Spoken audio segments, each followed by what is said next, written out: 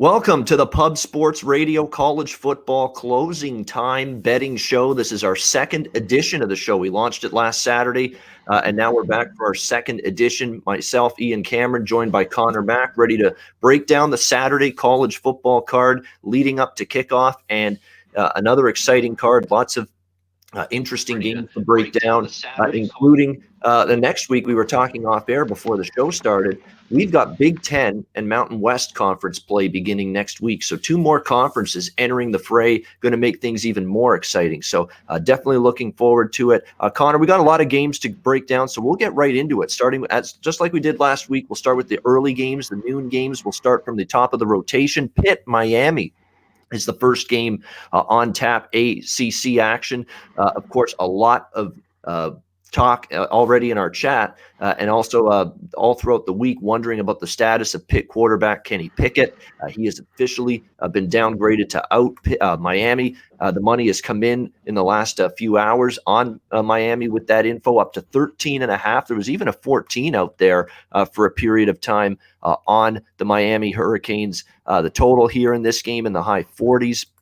Right around 47.5 in this game. It's clearly a tricky spot for Miami. I mean, they had obviously a lot of focus and intensity for that huge matchup against the Clemson Tigers last week, and it was a situation where they just got completely outmanned really on both sides of the football. It was a really rough night for the Hurricanes in that game. And coming off a big game like that, you worry about them, and they're not the kind of team I'm comfortable laying double digits with. I know long term, if you've looked at Miami, laying double digits in points has not been a very profitable point spread role for them. Now, they do have a better offense this year than they've had in recent years. There's no question with De'Aaron King, the Houston transfer. They've definitely got their share of playmakers as well. Pitt, is pretty good in this double-digit underdog role under Pat Narduzzi. And as I've always said with Pitt, you won't catch me laying points with them. Very much interested at times taking them plus the points. But without Pickett, at quarterback, you really worry that, if they fall behind, now that they're turning to a backup quarterback, are they going to be able to put up the points necessary to stay with Miami? Because if Miami gets this offense going, it could be trouble for Pitt. Another thing that concerns me too, I lean Pitt, but I'm staying off the game. We've seen this defense kind of overrated this season a little bit, Pitt. I mean, NC State rolled up 30 points on them, and if NC State's scoring 30 on them, that could be trouble against Miami. And I worry about the speed that Miami brings. They are loaded with playmakers and speed on the offensive side of the football. And Pitt may not be able to handle that. Again, they struggled with NC State offensively in a recent game. So I lean to Pitt. I don't want to lay it with Miami, but there's concerns that have kept me off it. Lean Pitt, but just a lean. Connor, anything for you with Pitt, Miami? I'm the same with you. As we saw last week, Miami went to Clemson and handily lost, as we all thought. Miami's very young, very talented. This is a pretty big number. Pickett's out. I would have loved him because I love Pittsburgh in a dog roll. I think it would have been a very close game, and I still think it will.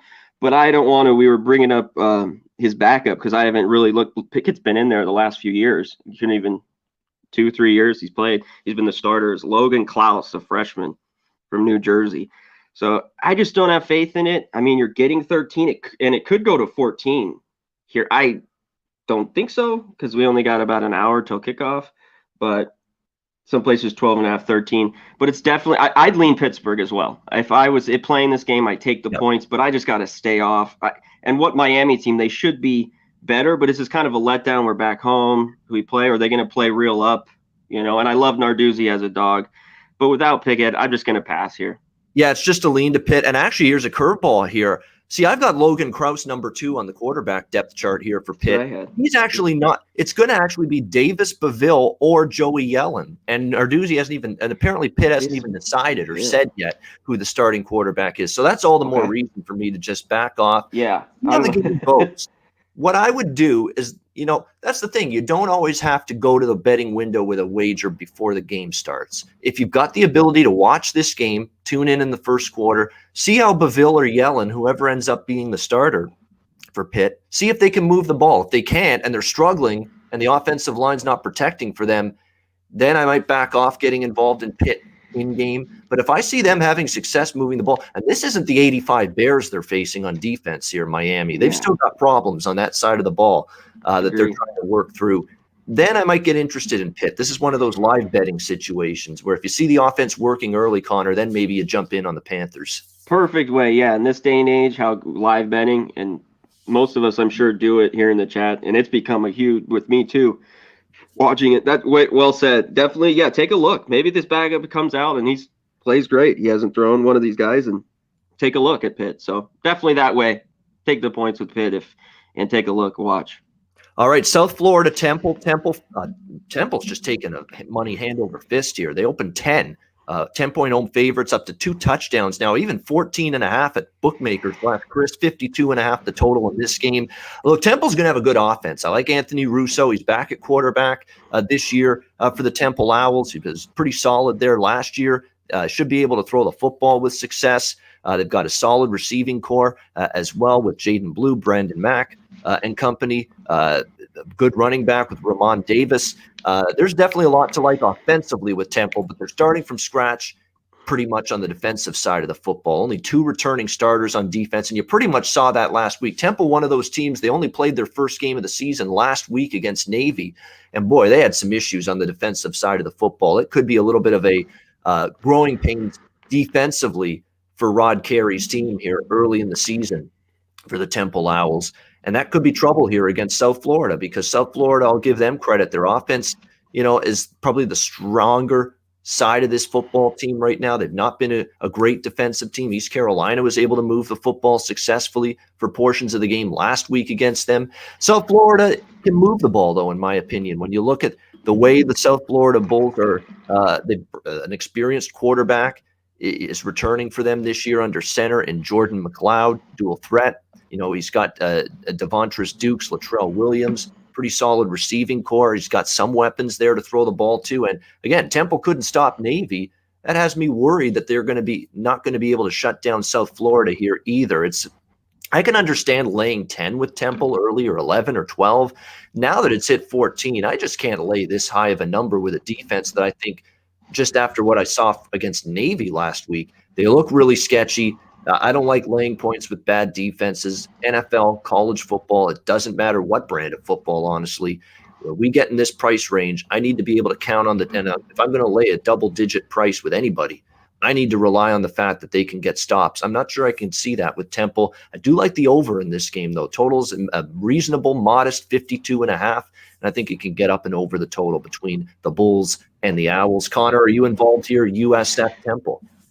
I am, and I got it at 9.5 right out the gate. This was one I had circled. I've watched South Florida. I watched them against Notre Dame, and I watched them last week. And you're right, they can move the ball. I don't like it now. It's at the 13.5, 14. I got it under 10, and I still, like I talked earlier in the week, Temple is not kind of a blowout team, but I like Russo. I like the receivers. They're at home. I think they can win by double digits. So I grabbed it at 9.5, but it is just ballooned. It's just, it would be a stay off getting at 2 touchdowns. And they still could win, but South Florida last week scored a little bit, but I think this is a bad football team that's not very good. And Temple kind of got me. I think South Florida will score here. This total, like you said, is it's kind of right on. I don't know. I could see an under, and I could see it go over here a bit, especially after last week. But it was just game 1 for Temple. Hopefully, I like Russo. That was the main point. I got him at 9.5. Yep. So that was the reason I got him under 10. I went with Temple. So that was my only lone kind of early week bet I put in. So hey, Temple minus 9.5. 4.5 points of CLV. You've won half the battle right there. Now the other half is cashing that ticket and making sure we get a double-digit victory here for Temple. But obviously that is a phenomenal number to get Temple minus 9.5. Now seeing 14 pretty much across the board. Navy, East Carolina. We stay in the AAC with another interesting matchup here. We've got Navy about a 3-point road favorite in this one. 55.5 the total. This total has completely crashed, 62.5 down to 55.5. My numbers have this total much closer to where it originally opened, but here's the issue. No Holton Ahlers, obviously, at quarterback for the East Carolina Pirates. It'll be the true freshman Mason Garcia, expected at least to be under center. Finding out this information when there's a quarterback or a key player out and who's taking their place, it's like pulling teeth this season, especially. Coaches are not being as forthright or they're honest or, upfront with information of that regard. But I think it's going to be Garcia at quarterback. Look, 55 with this Navy defense is always interesting over the total. It would certainly be a lean now at the deflated number, 7.5, but not sure what you're going to get from Garcia. Navy is one of those teams. And because East Carolina struggled to stop the run, I don't know if they're going to get off the field. And if they can't get off the field on defense, Navy's going to be able to have these, 10-play, 7-8 minute drives, just chew up the clock. And that worries me when betting an over. When I know Navy's going to be able to dominate time of possession, I'm not necessarily as in love betting their games over the total. So there's a lot of moving parts here. I can't lay points with Navy with their defense, but East Carolina with the freshmen, and they've been so erratic. They've actually been a big disappointment, especially on offense this year. East Carolina. I actually would take a shot with ECU, to be quite honest with you. I don't want to lay points with Navy. You have to factor in, Mason Garcia is a freshman, but who's he replacing? He's replacing Holton Ahlers, who to me has been a disappointment this year. He's not been as accurate as I thought. He's not been as fluid throwing the football, as he's missed wide open receivers. He's turned the ball over a bunch. It's not like he's replacing a Heisman Trophy winner here, Mason Garcia. He's replacing a guy that we thought Holton Ahlers was going to be pretty good this year. Didn't really play that well prior to the injury. So at +3, it's East Carolina or pass, but I'm going to sit this one out. Connor, how about you, Navy, ECU? Yeah, I'm going to sit this one out as well. The big key is you don't know what you're going to get with Garcia, and you don't know. He could play well. I think the over is live, but you just can't do it. This would be another in-game we talked about. Maybe they're moving the ball. Navy is going to give up points. I think they'll score. East Carolina's defense it's just I don't think they're very average at best. And I know it's crashed down with the quarterback, but that would be my look. If you wanted to take this game, like you said, dog, I'd go East Carolina or nothing. I wouldn't want to lay points with Navy on the road, and I'd look at the over for sure here with these teams, but probably an in-game thing. And I'm definitely not playing here. It's a pass for me. Yeah, I mean, Navy's been outgained by 183 yards per game, and East Carolina's been outgained by 112 yards per game. So you talk about the poster children of bad statistical profiles. You've got that here with Navy and East Carolina. That's why it's a tricky game. But, two comparable teams, two shaky defenses, I always say take the points in that case, and that would be East Carolina in this game. So that's just a lean for me with that one. Let's go to the SEC. This is a good one at noon Eastern. Auburn, South Carolina. We've got Auburn 3-point road favorites, 53 the total. I'm not buying Auburn as road chalk right now. I've seen now this team multiple weeks, and there's nothing a whole lot that impresses me right now with the Auburn Tigers. I'm telling you, they're 2-1, but you look at this 2-1 start. They were lucky to beat Kentucky, if not for the Wildcats turning the ball over a bunch and just a brutally timed pick six right before halftime of that game.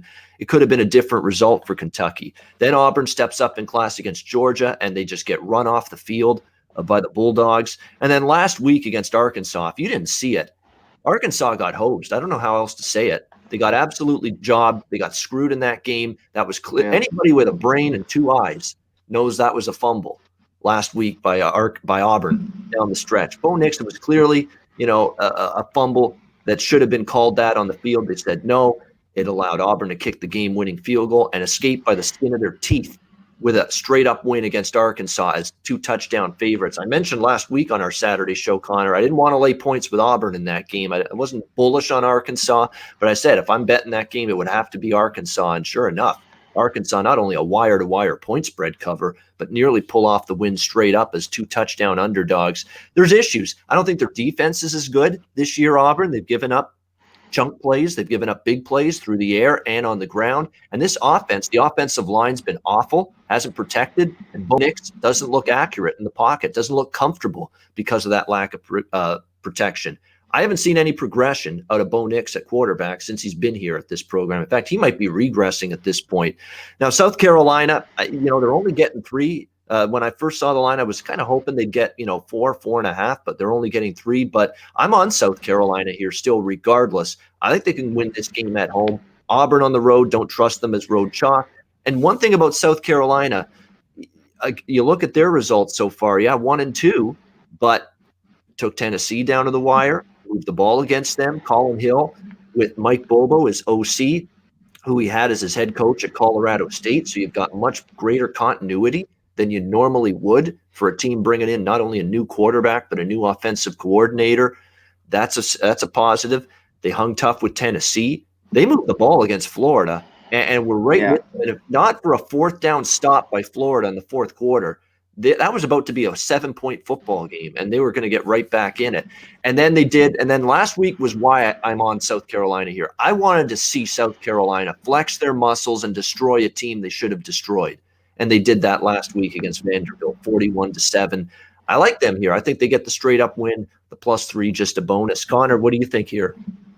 I'm totally agree. As we talked about the few weeks, I've not been a Bo Nix fan.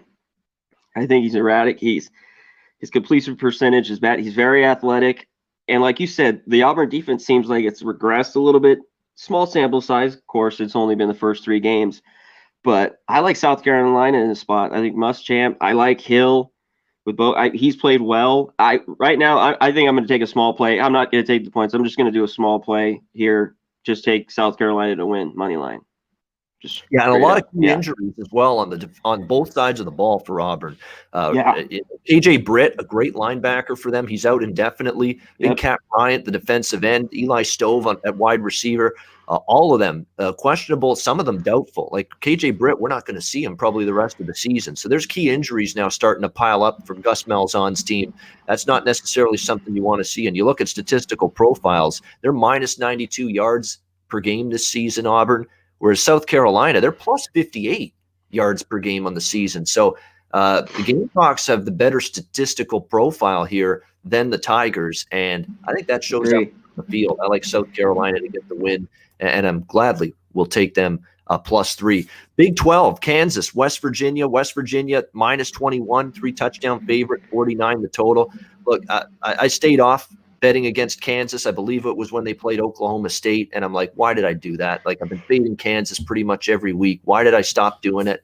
And of course, they got destroyed once again. And I know there's some reluctance with laying this big of a price with West Virginia. This is not a, explosive offense, West Virginia, by any stretch. They do have a good offensive-minded head coach in Neil Brown, who came over from Troy, but we just haven't seen that explosiveness from West Virginia's offense and Jared Dagey, their quarterback, yet. But if they're ever going to get it going, it's got to be today against this absolutely hapless, inept, borderline inept Kansas defense here in this game. Of course, the Jayhawks, they've had quarterback issues all season long. There wasn't even a clear-cut number 1 quarterback for Les Miles' team coming into this season. So, again, it's a big number. The odds makers aren't sleeping on how bad Kansas is, but again, until they show me they can compete and cover a number against a FBS foe, then I'm going to go against them here. This is a smaller play for me, but I am on the Mountaineers here at the minus 121 number here, and dare Kansas to be competitive for once. Connor, how about you in this game? I agree. I didn't take them in that Oklahoma State game either. Oklahoma State against Kansas. There's nothing like Kansas. They are one of the worst teams, going right now. I just don't love West Virginia laying 3 touchdowns. I've seen them play. They're good.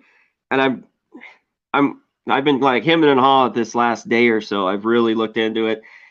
So I'm waiting on it. I don't know why I'm waiting. Some of these games are but I like West Virginia. There's no way I'm going to take Kansas. So if I do, I would make a small play too with West Virginia here. It's one of these teams I just don't love laying 3 touchdowns with.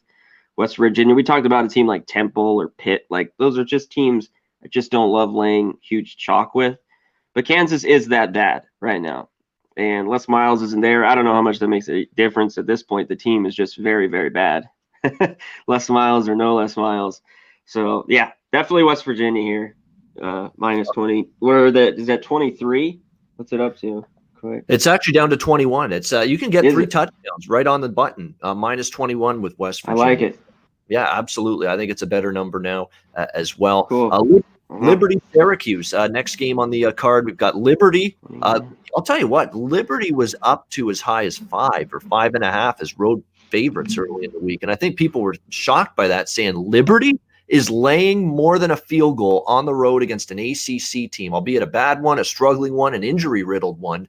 But nevertheless, I think people took notice of that and said, we got to bet Syracuse here, because now Liberty is just 2.5, 3 road favorites at the Carrier Dome, 54 the total. Oh, there's a whole bunch of issues for Syracuse. They are dealing with a ton of injuries on both sides of the ball. You know, Andre Cisco, who has been a tremendous player in their secondary the last couple of seasons, he's out for the season. They got a couple linebackers banged up, questionable to play. Tommy DeVito is probably done for the season with a leg injury suffered last week against Duke.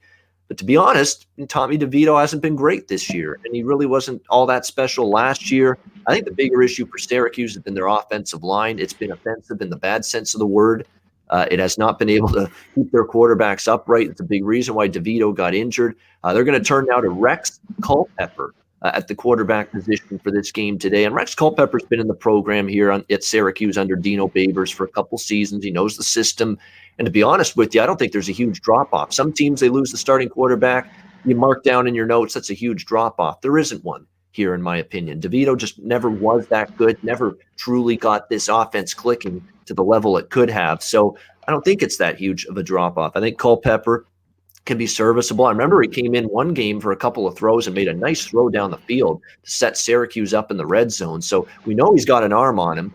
We know he's got some athletic capabilities as well, from all indications. So, you know, I think they're still going to be able to have some kind of success. This is not, again, an upper echelon stout defense. Liberty can give up points, but I'll tell you what, with Malik Willis, the Auburn transfer at quarterback for Liberty, against a banged-up defense that struggled all season, you can expect Liberty to be able to get their share of points. I like what I'm seeing from this Hugh Freeze Liberty Flames offense so far this season. They have looked extremely potent, explosive, and very impressive. So I actually have a side and a total here. Now that the number's below a field goal, I'm actually going to take Liberty. I think Syracuse is in some trouble. They've just got too many key cogs out on both sides of the football right now, and that defense is kind of like the San Francisco 49ers of college football right now. It's a mash unit on defense coming into this game for Syracuse.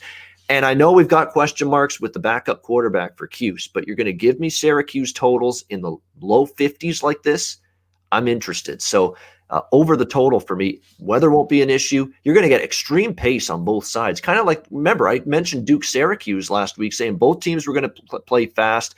It was surprising to see the total in the low 50s in that game. It's kind of the way I feel about this game with Liberty Syracuse. I think we get over that very low number. So for me, I'm on Liberty minus 2.5, Liberty Syracuse over 54. Connor, you got any interest with the Flames and Orange here? I don't on the side, but I like your look on the over. I just have a hard time. Freeze has done great. Liberty, I don't know how much there's a drop-off. I'd look the other way and take Syracuse with the points. I'm not – it's just a lean my way. I just can't take Liberty, but I get why you would. It's dropped to 2.5. They're able to move the ball. I think both teams will be able to move the ball. Even the backup, like you said, with Culpepper, he should move the ball well. And it is a mash unit, Syracuse. This was just a pass, but I love the over, and I'm taking it. I got it at 52.5 just a day or two ago. So I'm on the over here with you. But on the side, I was kind of just a trap, like Liberty, favorite on the road. Those are ones that keep me just kind of staying off, where I'm going to pass here and watch. I think there's some fireworks. And I don't, like you said, I don't know how much big of a drop-off it is at QB for Syracuse. So should they be this much of a dog? I mean, I guess, but I would lean Syracuse just opposite. I know you like Liberty, but that would be my lean on the side. I'm not playing it, but I'm definitely on the over here. All right, Clemson, Georgia Tech, ACC battle at noon Eastern. Clemson minus 27, total 65.5, 66. It's just a game that I'm staying off. I mean, I'm not laying this many points on the road with Clemson after a big primetime win against Miami last week. But, you know, and I know Georgia Tech's coming off their best game of the season for sure. No question. Outright win as underdogs at home against Louisville. But the Louisville defense ain't the Clemson defense. We'll see if Jeff Sims and this Yellow Jackets offense can muster up enough points against Clemson's defense. It's going to be a much taller order. Trevor Lawrence last week, again, terrific. 292 yards, 3 touchdowns. Travis Etienne, 2 touchdowns rushing the ball last week against Miami. Let's be honest, though. Georgia Tech with the upset win against Louisville, but Louisville had a first down edge. Louisville outgained Georgia Tech. If not for all the turnovers, Louisville was god-awful. Sloppy penalties, turnovers. They almost gave the game. They essentially did give the game to Georgia Tech last week. That's worrisome. I give Georgia Tech some credit. They did play better, and they seem to be improving, but that was kind of a phony win, turnover induced to help your cause. And now you got to play Clemson. Going to be much tougher here in this game. I don't love laying 27. It's probably a good number here, but going to stay off this game. And it's worth noting, we've got to acknowledge how good Clemson's been from a point spread perspective, despite the fact everybody knows how good they are. Everybody knows they win the ACC every year. Everybody knows they're a national title contender every year.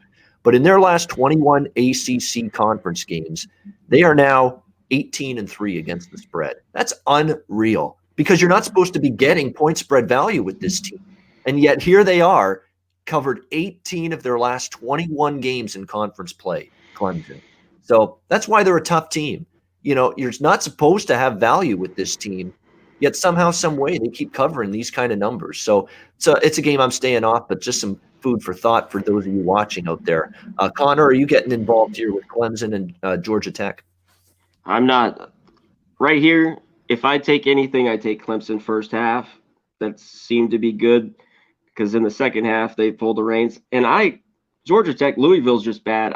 Georgia Tech didn't have any turnovers in their last game. But I'm still not high on Georgia Tech. They're young. They're getting better. And they could backdoor cover here. If I take anything in this game, I know people maybe like the over a little bit. Depends how much Tech can score. I'm sure Clemson, that was a big game. They wanted a statement game against Miami. Could be a little bit of a letdown. But if I take anything, I would take – that's why I don't like – I can't take Clemson for first half. I'm just throwing it out there. It seems like they come out firing, kind of, bring in the backups, do all that. So I'm off everything here, but that would be my lean. But I don't love it, so I'm not playing it. But that'd just be my only kind of lean in this game. All right, Kentucky, Tennessee 6.5-point favorites in Knoxville. The total 45.5 down there at Rocky Top, as they like to call it. I'm going to give Kentucky another whirl here today, getting 6.5 in this game. Look, Tennessee. When Jarek Guarantano's playing well, Tennessee plays well. When he's the horror show that he was in the second half last week against Georgia, and I kind of sensed it coming, I said, Georgia's going to tighten the screws. Georgia wasn't happy with their first half against Tennessee last week. Watch them tighten the screws. I put it up on Twitter as well that I was on Georgia -7 in the second half of that game last week, and they just absolutely annihilated Tennessee in the second half last week, turned a competitive, close game, and a Tennessee lead, believe it or not, at halftime into a Georgia rout when it was all said and done. And Guarantano reverted right back into the quarterback he's largely been for a lot of his Tennessee career. Happy feet in the pocket, bad decisions, throwing off his back foot, throwing to God knows who, throwing to the other team more than his own team. That's what we saw from Guarantano, and that's sometimes what you get from him. There's things to like about Tennessee. They have a good O-line, a good D-line, solid enough defense. They got a couple skill. They can run the football. That's all great, but Kentucky can play defense. Kentucky, to me, there's better in Kentucky than what we've seen so far. They should have probably beaten Auburn, but they beat themselves in that game with turnovers. You look at the heartbreaker against Ole Miss. Can you really fault Kentucky for giving up points to Ole Miss after seeing what Ole Miss did to Alabama last week? I mean, that's just a great offense with those two quarterbacks, Corral and Reese Plumlee. And a well-schemed, well-designed offense. So I don't fault Kentucky as much for that loss anymore. And sure enough, they woke up and drilled Mississippi State last week. I think now there's still a buy sign on this team. Mark Stoops has done a good job. And laying points with Tennessee off, putting all their eggs in that basket of playing Georgia last week. I want to say hangover could be in play, but not laying with Tennessee in this spot. I'm giving it a shot here with Kentucky. I lost with Kentucky against Auburn in week 1, and I haven't been back to betting Kentucky since then. I'm going to get back to them here and hopefully cash in it. But if I lose again with Kentucky, I might just say, you know what, it's going to be a while before I get back there with the Wildcats. But I thought it was worth it today. 6.5. I think they're right in this game, start to finish. Connor, how about you in this battle? Yeah, man, this one is close. I wish I could get more than a touchdown or not. That's kind of what I wanted here. Kentucky played well finally last week, and I like what Stoops is doing. This should be a close game. Pruitt's done well at Tennessee, but I'm not buying their hype too much either. I think it's a slow, methodical. I mean, obviously the over under was like 48. It's dropped down. So I think, they're going to run the ball. Both teams, this should be close. So if I was to take anything, I haven't done it, and I've been staring at it. I would totally agree with you. I would take the 6.5 for sure, and I think will be a close ball game here with these two teams. And I think they're starting to, everyone got excited a little bit about Tennessee. They got a little bit humbled last week, even though they came out and scored a defensive touchdown right away. And this would be a game, a good rivalry that I would gobble up the points and take Kentucky with anything here. And I've been looking at it. I haven't pulled the trigger, but you have, and I agree. I like that's the side here in this game for me. All right, Sunbelt action, and we've seen some fun Sunbelt games this week. I mean, Coastal Carolina, Lafayette was a competitive game down to the wire. Great and game. Then, of course, defense is practicing physical distancing in the Georgia State-Arkansas State game the other night. None to be had. We've got Texas or South Alabama, 5-point favorite, 57.5 the total. A lot of money coming in on South Alabama, and look, I'm kind of stuck here with a bad number on Texas State. Look, South Alabama to me is one of those teams that I think they're still being power rated higher because of the fact they beat Southern Miss outright as a dog in their very first game.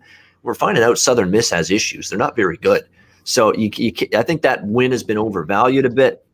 And with Texas State, they don't have a great defense, but they can put up points on the board. Brady McBride's been a shot in the arm for the Bobcats offensively at quarterback, and Tyler Vitt sometimes gets some snaps. He's been around a while. I like what South Alabama is doing on offense. There's no question. Their offense, they've finally got a quarterback that they can rely on, dual threat. I also like the over in this game as well, but I'm also on Texas State, got a bad number on it. Oh, well, and we've seen this before. The UL Lafayette line move didn't work out well. Again, this line move may not work out well either, so you got to be careful. Just because you're seeing the line move toward one team doesn't mean you're on the wrong side. It is one of the most important philosophies I try to tell people. Trust your opinions, trust your numbers, trust your own work, and don't worry about maybe you being on the other side of a line move against you. Those don't always work out. UL Lafayette earlier this week is proof. So I like Texas State plus points as well as over the total. Both teams play above average tempo-wise as well. Connor, are you involved in this Sunbelt game? I'm not, but I'm staring at this one. I might pull the trigger on the over. I think points will be scored here. Texas State can't really stop anybody. South Alabama either. That was my lone look. I don't want to lay 3.5, and I want more with Texas State. I would want more points taking them at 3.5. But I like the over, and I'm going to take the over here. Texas State, South Alabama. Yeah, from a spot perspective, I think people see that for South Alabama, they're coming in off, I believe, 2 weeks off because they had some COVID-19 issues. And for Texas State, this is their 4th straight road game. So kind of a negative for Texas State, but I'd rather have the team, again, that's been in rhythm playing every week. And here's South Alabama off the COVID issues, 2 weeks off. I don't love that. And teams have struggled in that scenario so far this season. So I think that's why there's enough reasons, in my opinion, to kind of like Texas State, especially now that they're as high as +5 in this game. All right, that is the last of the noon kickoffs. So we'll now move on to 1:30 Eastern. We've got Western Kentucky, UAB. Western Kentucky hasn't covered a point spread yet, but that isn't stopping people from betting them. They were as high as 13.5. They're down to 12, 11.5, 44 the total in this game. I've been burned enough by Western Kentucky, including last week against Marshall, to stay off that side, but I'm not going to lay it with UAB either.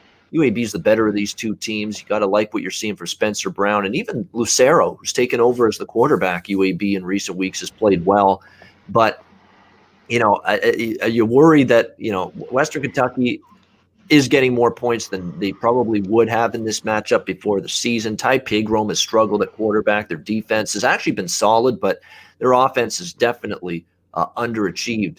And it worries me because UAB is still a pretty solid, at least, defensive team. I know they got ripped by Miami, but Miami's offense ain't Western Kentucky. So a lot of people like Western Kentucky, though. Popular side here with the line movement going the way it is. But I lean Western, but after losing with them last week, I'm not in a great rush to get back on their side. Connor, what about you? Blazers, Hilltoppers? I agree totally with what you said.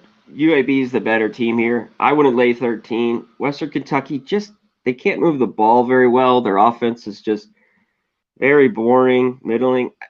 That'd be my lean, but this was a kind of like pass. I was like, put the line through this one right away. Ugly. If I were to take it, I'd take the points with Western Kentucky. But like you said, I wouldn't want to be burned again. I mean, you have. I haven't played them this year. I played them a few times last year, but I haven't liked what I've seen. So I don't even want to take the 13 and a half. It might even go to 14. We'll see. I don't think so, but, I would take the points here. Lean. Yeah, absolutely. It's just a lean for me, Western Kentucky. On we go, 3:30 Eastern start times now. These next games we're about to discuss on the show. Thank you to everyone, by the way, for tuning in. Hit thumbs up, hit the like button if you are enjoying this show, which we hope you are. Duke, NC State, ACC battle. NC State, 4-point favorites, 58.5 the total. I cannot believe how much under money this game has taken. I am stunned by it because I mentioned last week on this show that with Duke, David Cutcliffe said, we're going to speed things up pace-wise. We're going to really try to, get this offense, the stagnant offense that had struggled going into last week, kickstarted a bit with Chase Bryce at quarterback, the Clemson transfer. And boy, did it ever work. 600 yards of offense. And they turned the ball over 4 times. And they still had 600 yards of offense last week in the game against Syracuse. 645 total yards, 36 first downs. 363 rushing yards, despite being -4 in turnovers last week for the Duke Blue Devils. They were phenomenal on offense. They shredded Syracuse. I think they're going to have momentum and success offensively here. I don't love NC State's defense. They've been ripped apart. They've given up 40s in a couple of games. Even last week against Virginia, it's going to show they only gave up 21. They gave up a ton of yards. Virginia kept turning the ball over in the red zone, turning the ball over in NC State territory. They stopped themselves on offense. Yeah. Not so much NC State. I think Duke's going to move the ball here, and I absolutely think NC State will have success offensively. Tim Beck comes in as the new OC. They're going faster with Devin Leary at quarterback, and this NC State offense is playing better and better each week. They carved up Virginia, and Virginia's not got a terrible defense, and NC State just did whatever they wanted. They got into the high 30s in that victory against Virginia. I'm stunned with 2 teams playing fast, 2 offenses that are in good form, and 2 defenses that are lackluster. I'm stunned now that this total's in the high 50s. It should have been in the 60s all along. I'll tell you right now, it's one of my strongest plays on the card today. Duke NC State over 58.5, 59. Love it. And I lean Duke a little bit. Smaller bet play on Duke because I like Cutcliffe as a dog. But the bigger bet for me is the total going over with Duke and NC State. Connor, what do you think? I love it. So did I. That this has fallen, I'm all over it. Over 58.5. And I'll even wait. It could go to 50. I don't think it will. I think the drop is it's there. But I took it in just when I got it by a half point over in the Virginia NC State game last week. So I barely got the over there. I pushed with Miami, but I jumped on you when you brought up that the Duke Syracuse, the up tempo. I went just from you, and man, it flew over. That was golden. I've seen NC State play, almost all their games this year. They can't stop anybody. I like the over. I mean, there's a possibility, but I just think there's value here. You got to take the over, in my opinion. That's just one of the stronger plays, I think, on the board. I'm just surprised it's dropped a bit. Like you said, Duke's Cutcliffe, he wants to go up tempo more. Their offense looks better, more in sync. And I know North Carolina State's defense is just, they're not very good. I mean, they're getting some players back, but they were very good last year, and they can score. North Carolina State, the Wolfpack has moved the ball. They look great. So I'm definitely on the over here. It's one of my stronger plays as well. Yeah, and by the way, if you listen to me week in and week out on these shows and all the other videos I do, and you say, do you ever like an under, Ian? Do you ever like an under? There are some that I do, but I am more of an over than under better. And if there's ever a time to be more of an over than an under better, it's this season. It's NFL right now. Yep. Football. It's unbelievable. Like just last week in college football, 20-9 to the over across the board in the 29 games played. 20 overs, 9 unders for the season in college football. 75 overs, 64 unders. How about last night? It even got there in the BYU game. Which Exactly. yeah, And that's the thing. That is the perfect illustration to life betting unders in college football right now. How you yes. lost that under in the Buell's Houston game. But Yeah. look, I don't want to say that's kind of what you get sometimes for betting unders, but sometimes that is. I mean, you've really, and I mean really, got to pick your spots carefully with unders in both NFL and college football. But again, 20-9 over the total last week. In college football, definitely something to keep in mind. It's not going to stay at that percentage for the whole season. There's going to be a downturn at some point. Remember, weather's going to get nasty in a lot of areas as we get later in the season as well. That'll influence the games a little bit, but definitely want to keep an eye on the totals trends. Ole Miss, Arkansas. We've got Ole Miss 1.5-point road favorites in Fayetteville, 76 the total. I agree with people liking Arkansas here, because, again, I can't lay points for the bad defense. As much as I love what Lane Kiffin and that offense is doing, that defense can't stop anybody. They couldn't stop you and me on the football field, Connor, if we got the chance to put pads and helmets on. They wouldn't be able to stop us. Ole Miss's defense. I mean, absolutely brutal. But they can flat out score. And to me, if you got above a field goal with Arkansas, I think you got a good number. I'm seeing progression from their offense. They're getting better. I thought they played well. I thought Felipe Franks played his best game of the season last week against Auburn. That offense is starting to grasp the system a little bit. I'm not going to be scared off this total being where it is, 76. Ole Miss has been flying over the total every single week, high 70s, 80s or more, pretty much with every Ole Miss game to this point. And even at 76, it's not my strongest total compared to the Duke game we just talked about, but do have a small bet over the total here, 76, because can you get 42-38, which is a common final score, which is 80 points between these two? I think you can. So Ole Miss, Arkansas over with a lean to Arkansas for me. Connor, did you get involved in this SEC West showdown? Yeah, I did. Like you said, you can't lay Mississippi the way they're stopping it. Lane Kiffin, they've been able to move the ball. I made two small plays. I'm taking Arkansas money line, and I'm going to do another small play with Arkansas and the over here. I think I get there. I know I'm not a big once it gets to over 75, but right here I'm on it. I'm not going huge. I'm going kind of half unit on both, smaller. Just I'm taking Arkansas money line and then the over as well. So I like it. I've seen Ole Miss, man. They can't stop anybody. I thought, and I think Frank's had some success. I think they get in the 40s easy, and I think Mississippi scores easily too. So like you said, 40-37. I mean, I could easily see this going way high. You never know. I mean, all of a sudden they could play defense, but from what I've seen, no way. Like, a bunch of fourth down stops, a bunch of missed field goals, a bunch of turnovers in the red zone. Yeah, that's how you can stay under a total like this, and it won't take much. Like, you need a high degree of efficiency, good pace to get over this number, but we've been seeing these high totals. More of these high totals in the high 70s seem to go over than stay under. It's hard to believe, but that's been the pattern in recent seasons. UCF, Memphis, our next game. Central Florida, 2.5-point road favorites, 75 the total. I'm going to rely on series history. I'm going to trust UCF, the more not seasoned team, but to me, they've dominated Memphis 13-0 straight up. 7-4-2 against the spread the last 13 meetings between these AAC rivals.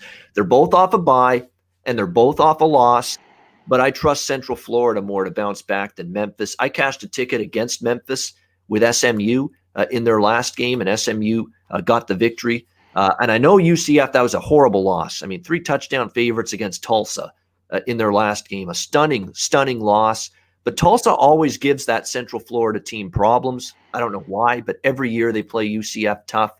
UCF shot themselves in the foot, 18 penalties, dropped passes. It was just an ugly, sloppy game, all correctable mistakes. And Josh Heupel, the head coach, said the same thing all week. These are mistakes we can correct. We're our own worst enemy, is essentially what he said about the game against Tulsa. They can correct those mistakes. I don't know. I don't know if this Ryan Silverfield is showing that he's going to be the coach Mike Norvell was. He struggled in his first year. Of course, he's had so many he had a COVID-19 outbreak with the team earlier. They've just been out of sync. Their defense is still struggling. I like Brady White, and the offense is still very explosive, but their defense is kind of lacking. And Memphis has been overvalued in the betting markets. They're 0-2 ATS this season, 0-5 ATS the last 5 games dating back to last year. Yeah, I'm going to go with less than a field goal now. I know it's on the road for Central Florida, but Dylan Gabriel and the Knights, I think they're going to end up bouncing back here. Dylan Gabriel's been really good at quarterback. Not his best game last time against Tulsa, but I think he bounces back strong here. I like UCF and a smaller lean to the over as well. Connor, are you getting involved here at Central Florida, Memphis? For as good as these teams have been in the AAC last few years, you're not getting the same level of attention or hype regarding this game. You're barely hearing it being mentioned. I agree. Yeah, you haven't heard much. It's kind of gone over the radar.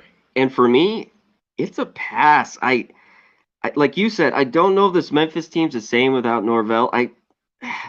And Central Florida, to me, last year was a disappointment as a road favorite. I know it's small here, so that's really kept me off this game.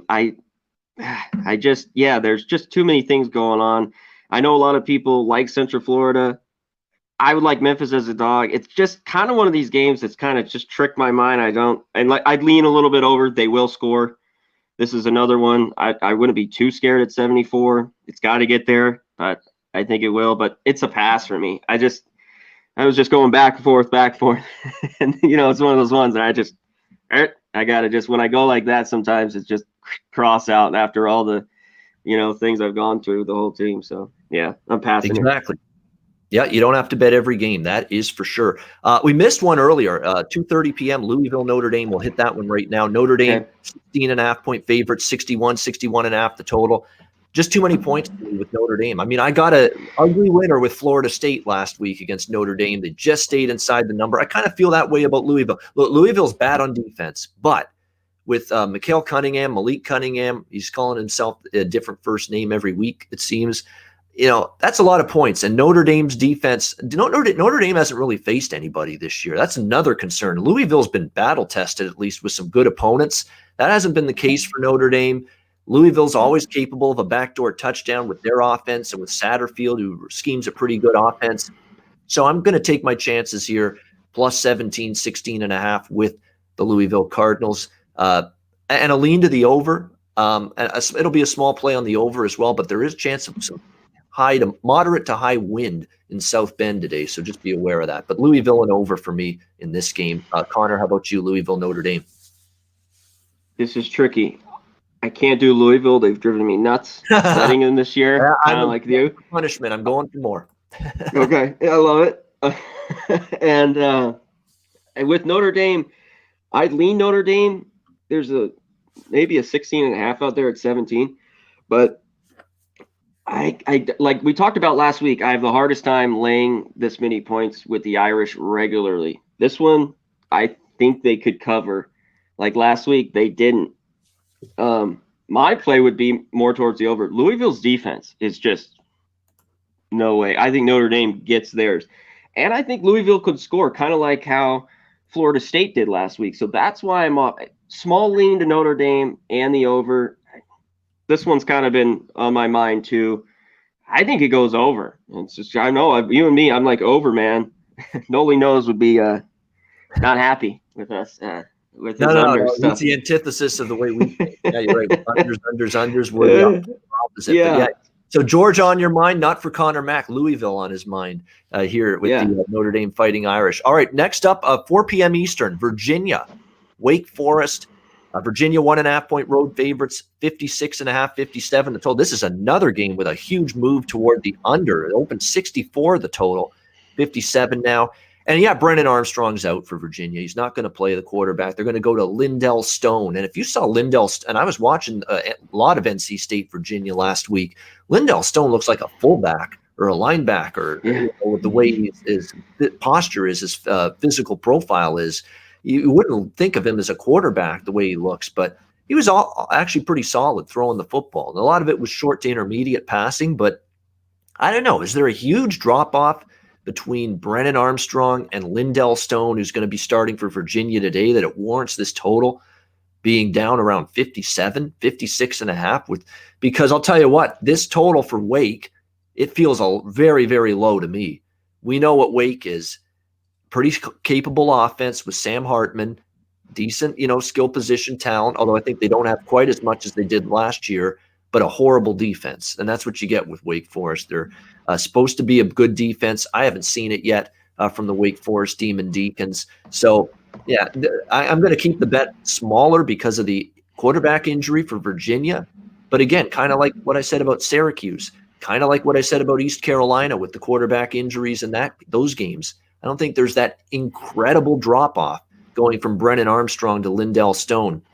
And we know Hartman should be able to have success moving the ball here against Virginia, which defensively has been, well, last week wasn't very good. I mean, they got shredded by NC State, giving up 38 points. So now with this total being deflated, largely because of that injury news, I'm interested over the total here, 57 with Virginia Wake. Connor, did you get involved in this game?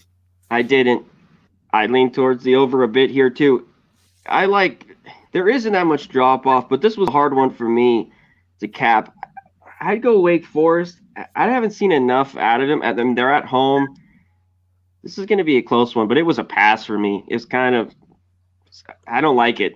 I like Virginia, but I don't like, it's a small number laying on the road, but I got a pass here.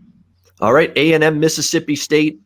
Look at people clearly don't love this spot for A&M because this was 6.5 with A&M laying on the road early in the week. They're down to 4.5, 56.5 the total. I can't say I disagree. I know Mississippi State, long ago now it seems that they beat LSU and they had everybody excited, and now they've laid 2 eggs in a row against Kentucky and Arkansas. But Mike Leach as a near touchdown dog is always appealing. That's always been his best point spread role as a head coach. Washington State, he was money as an underdog. And I just don't – look, A&M, a great win for them against Florida. I didn't think they could match Florida point for point, that Kyle Trask explosive Gator offense. But Kellen Mond had the best game I've ever seen him play. And this is a guy that's been frustrating, a guy that's been maddening because he can't put it together game to game. Finally did. It was an outstanding game from him. They ran the ball well. They threw it well against Florida. But I've seen Kellen Mond a lot now, multiple years now with this A&M program. Seems like he's been there for 10 years now with A&M. When he plays a great game, he's often coming back with a clunker the next week. It wouldn't surprise me here, especially on the road, kind of a flat spot after a big win. And a lot of times A&M has failed in this spot following a big signature win. So I understand why people love Mississippi State. Kind of an ugly dog, but you got to believe KJ Costello, who is a veteran quarter. I know it's a totally new system. It was power ground game with Stanford when he was the quarterback there. Now it's air raid, throw the ball, chuck the ball all over the field. It's a learning curve. I get it. But he's better than turning the ball over the way he has in the last 2 weeks. And I think he gets that under control today against an A&M defense that, let's be honest, they've kind of sucked so far. I mean, Alabama shredded them. Florida shredded them in their last 2 games. A&M only beat Florida because their offense was great. Their defense still couldn't get stops. So I kind of agree with this little bandwagon party on Mississippi State, betting this thing all the way down to 4.5. Another game, too, where I lean over the total with A&M and Mississippi State as well. Connor, how about you? Interesting game here in the SEC. Yeah, very interesting. As you talked about, I've talked to you before, I'm not a big Kellen Mond fan. And he's, like you said, I think he had his best game last week. This spot is a stay off for me. It's Mississippi State or pass. I don't like that it's dropped. It's 4. It's a tricky number. I'd like Leach. If it was bigger, I'd take it. Damn. It's just – they have not looked well. And like you said, I think they play better. The turnovers, I think, be better this week. I can't trust either side. I can't trust these quarterbacks, these defenses, so I'm passing here. I kind of lean towards the over here as well because I don't think many stops will be made. I think it kind of can get there at 56.5. I don't think it's out of the question. So that's it for me here. Yeah, I agree. Over the total for me. Modest total here, especially with the way A&M offensively looked last week and defensively the last couple of weeks. They've struggled. So I think we could get over 56 in that game. Massachusetts, Umass, Georgia Southern, 31-point favorite, 62 the total. Fascinating handicap because, Georgia Southern's been in and out of playing because they had a COVID situation earlier, but UMass, they're playing their first game of the season here, and they only found out they're playing Georgia Southern about 7 or 8 days ago. So they've got barely a week to prepare for the triple option, which they're still running, the triple option at Georgia Southern. There's another quarterback that's been in the program for years, Shea Wirtz. Seems like we've been talking about him as the quarterback for Georgia Southern for a very long time. The only problem with laying 31, like UMass is terrible defensively. They were awful defensively last year. I don't think they're going to be much better this year. They were terrible against the run, which is not what you want against a triple option team. But the concern about laying 31 is it's an out-of-conference game for Georgia Southern. You got a Sun Belt game next week.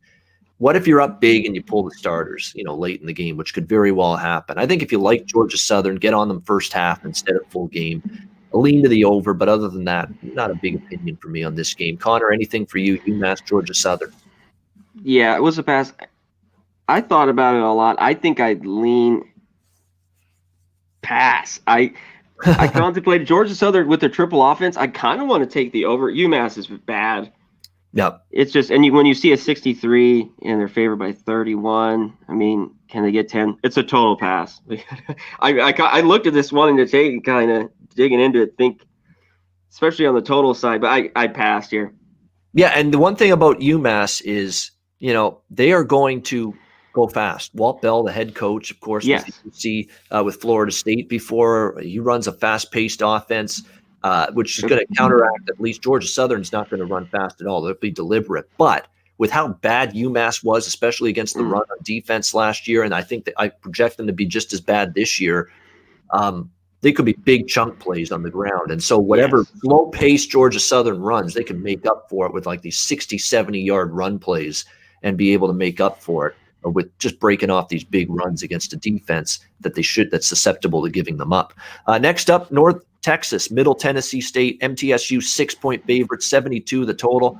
I'm interested now in Middle Tennessee a little bit here. I think North Texas is just about to just mail it in. I mean, that was a mail-it-in couple of weeks in a row they've had against Southern Miss and Charlotte. I don't know if it gets any better here against Middle Tennessee. Middle Tennessee hasn't really gotten everything clicking on all cylinders, but Asher O'Hara on the offense is getting better every week, and they only have to be decent here to put points up against this North Texas defense because they've been absolutely brutal.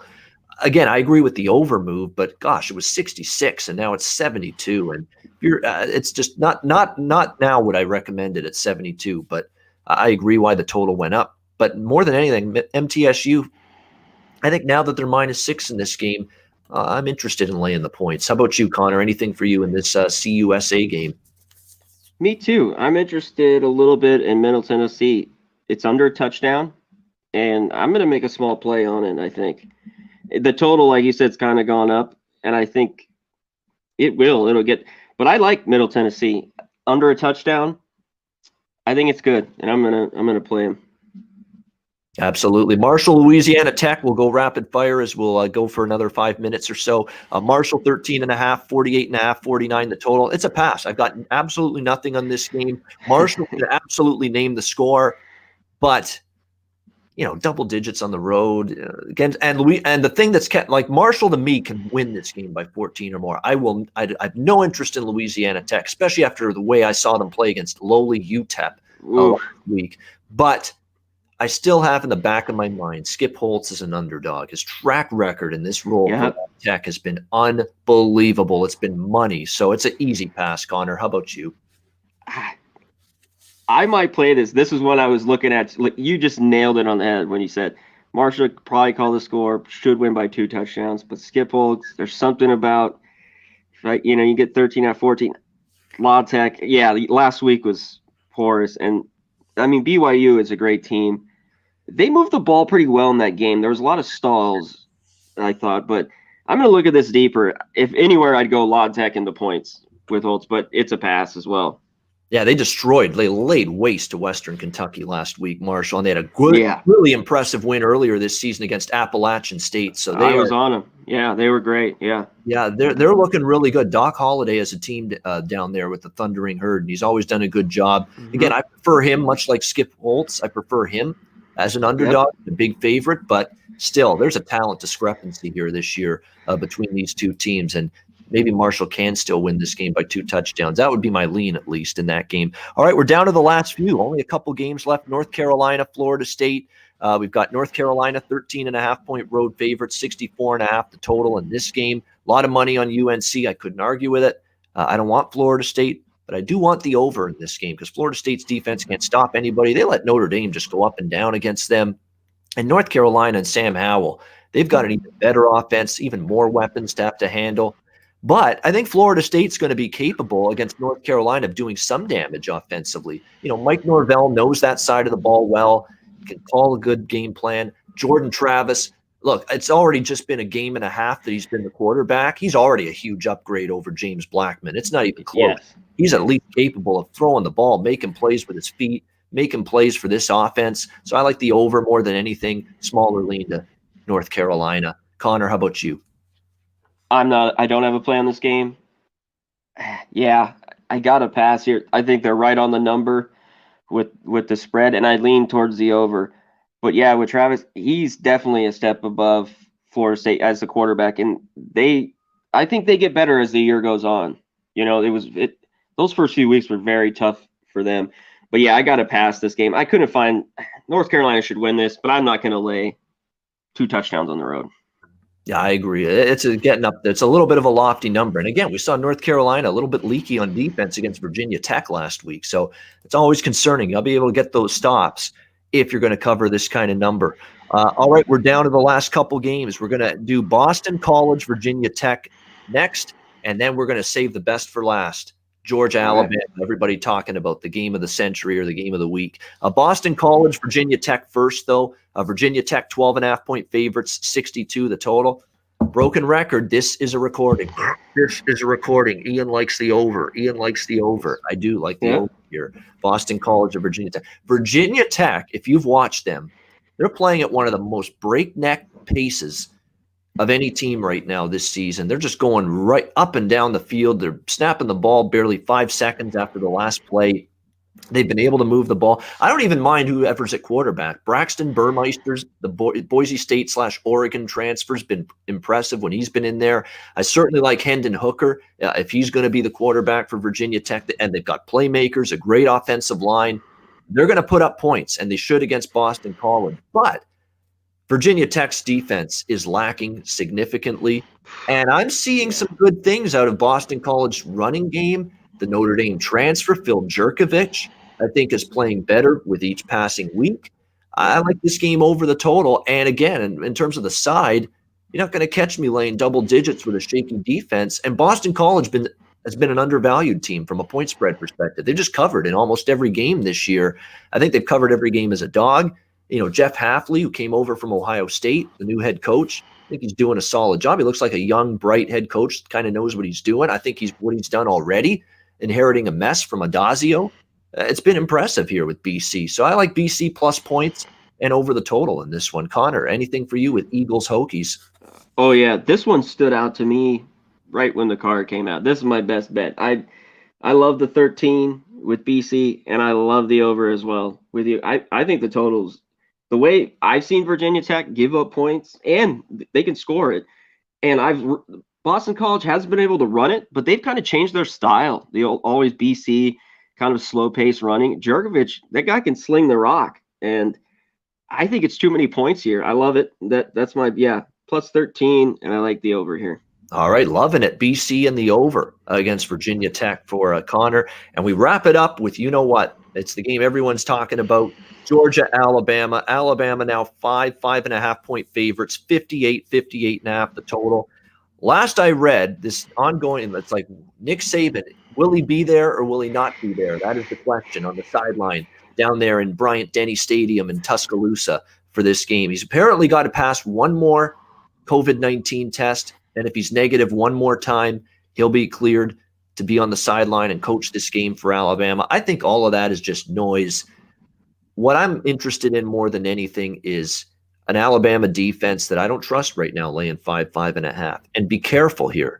It's not a strong opinion, but you got to have an opinion on this game. It's such a big game. Everybody wants you. What's your opinion on Georgia, Alabama? Half the people couldn't care less about, say, Navy, East Carolina, but everybody wants your opinion on Georgia, Alabama. So here's my opinion. I will have a small bet in pocket. Already have it on Georgia, and I got +6.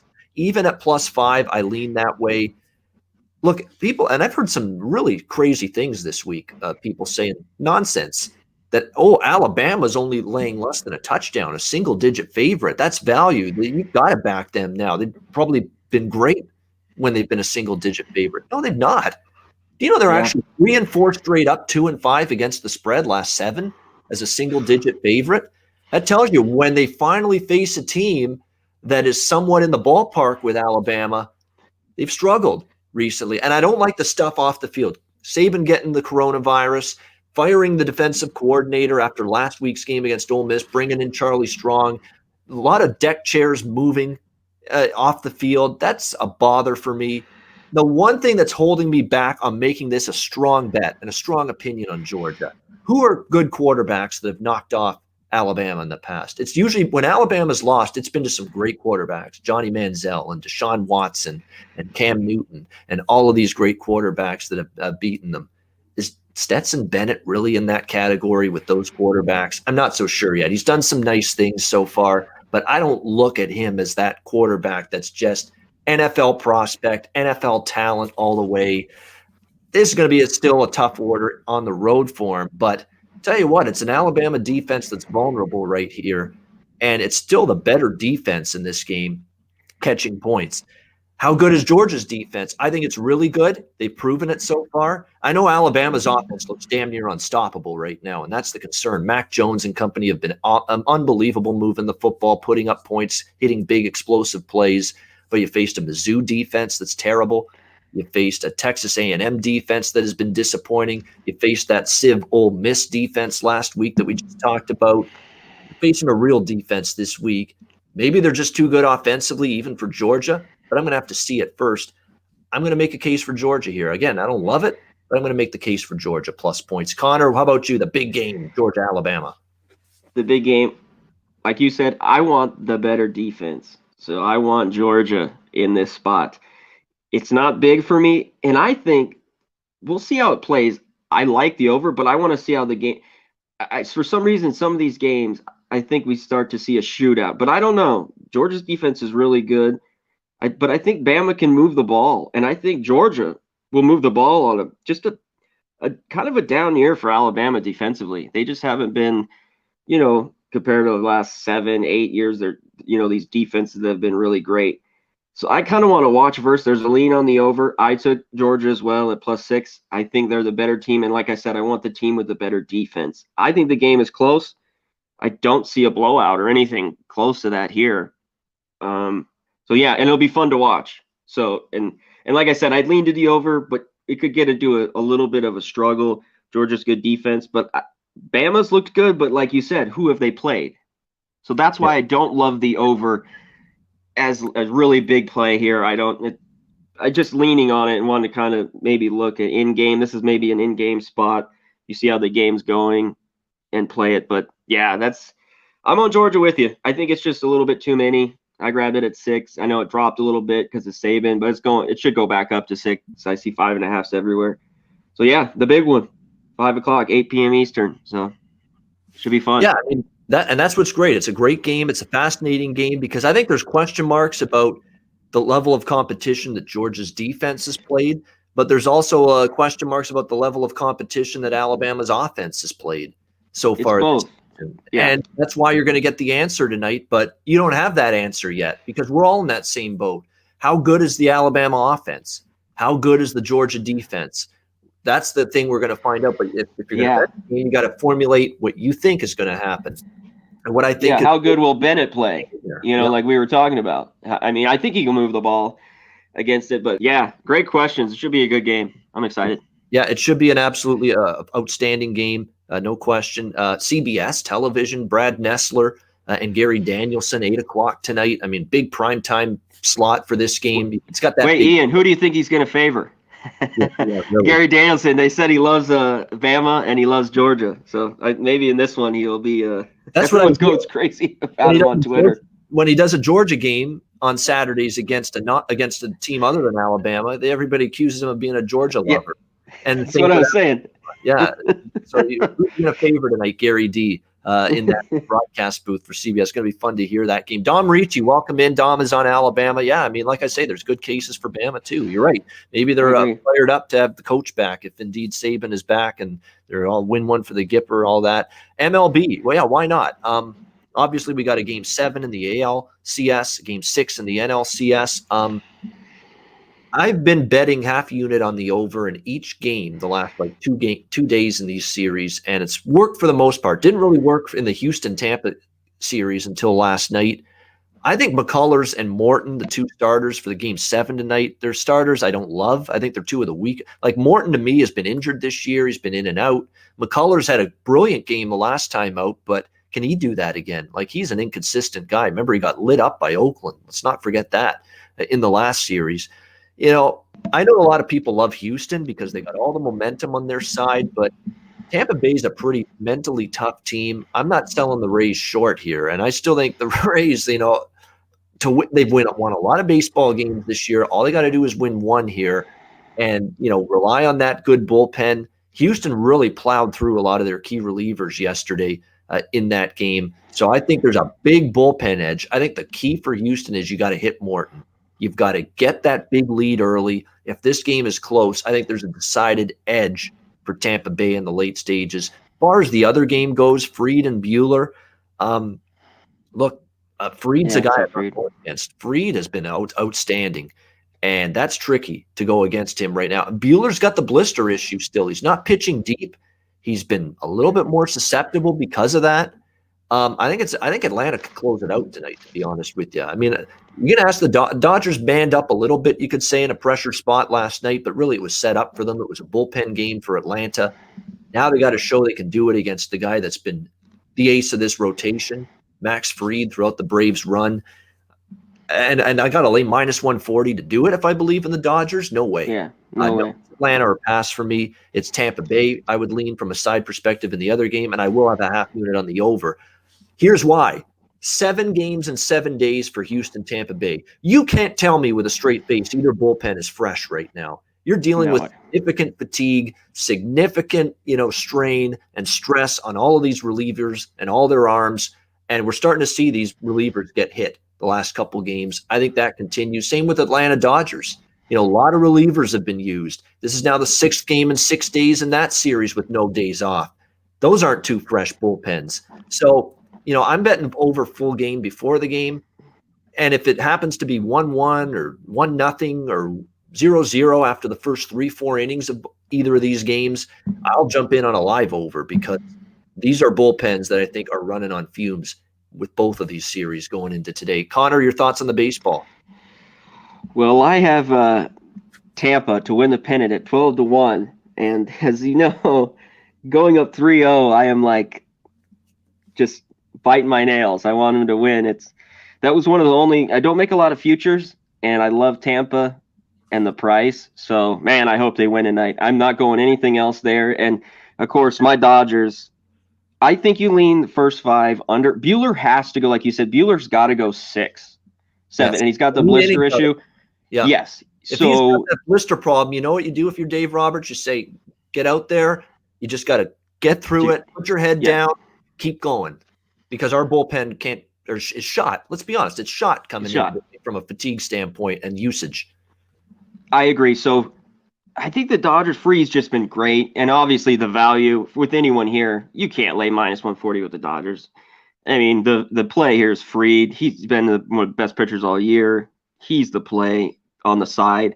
And I look first 5 under, but like you said, I've been on the over the last few games. Dodgers, Braves, it's gone over. This one a little tighter. Like I said, I like first 5 under, but I don't know about full game. We'll see. This would maybe be a live play. And like I said, I'm a Dodger fan, so I can't, I want him to win. But like I said, Buehler's got to go. The bats have got to wait. Other than Corey Seager, the Dodger bats have just been just cold. And then they just can't string together hits in the playoffs. It's been year after year. They don't move guys over. And I got Mookie Betts. He finally stole a bag. Last night I go, wow, Dave Roberts, they don't steal bases. Yeah, they don't move guys over. They don't bunt. When a game is close, I thought in game 1 they could have done that and maybe squeaked across the run. I know the Braves scored 4 in the 9th, but it could have changed the game a little bit. So they might have to do that tonight in a tight one with Fried and Buehler. So, yeah, I'm excited, man. What a day today. Yeah, UFC. Football. Yeah, college football. Day and night, UFC card, fight night card. You're right. 2 baseball elimination playoff games, including a game 7 with the Astros and Rays. So like I said, I'm going to have small bets, probably Atlanta at a plus price. probably Tampa Bay. Again, I'm going to go against this Houston moment. I know momentum, but I believe in Tampa Bay. I mean, they can wipe the slate clean. I think mentally they've got it in them to wipe the slate clean, go out there and win one game. And if this game is a one-run game either way or tied going into the 6th and 7th inning, to me, the massive advantage swings to Tampa Bay with their bullpen. Yeah. Presley, the closer for the Astros, has pitched multiple days recently as well. He's going to be running on fumes. So that's the key for Houston. If they're going to win Game 7, you got to hammer Morton early in the game and get a big lead and hope you can at least hang on to it with a depleted bullpen going into this game. But I lean Atlanta, I lean Tampa, and I lean to the over in both games, although I don't necessarily wouldn't talk anyone out of maybe waiting to see a live over.